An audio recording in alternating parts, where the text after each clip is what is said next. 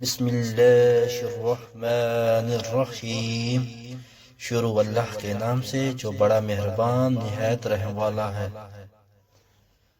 حضرت ابو ہریرہ رضی اللہ عنہ سے روایت ہے، انہوں نے فرمایا، ایک آدمی نبی صلی اللہ علیہ وآلہ وسلم کی خدمت میں حاضر ہوا اور عرض کی، اللہ کے رسول، مجھے بتائیے کہ میرے حسن سلوک کا مستحق کون ہے؟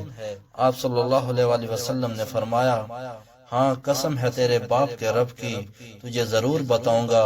تیری ماں تیرے حسن سلوک کی سب سے زیادہ مستحق ہے۔ اس نے کہا، پھر کون؟ آپ نے فرمایا، پھر تیری ماں۔ اس نے کہا، پھر کون؟ آپ نے فرمایا، پھر تیری ماں۔ اس نے کہا، پھر کون؟ آپ نے فرمایا، تیرا باپ۔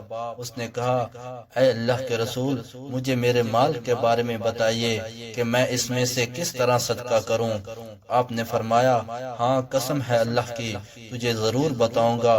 وہ اس طرح ہے کہ تو اس وقت صدقہ کرے جب تو تندرست ہو اور مال سے محبت رکھتا ہو، تجھے زندہ رہنے کی امید ہو اور فقر کا اندیشہ ہو۔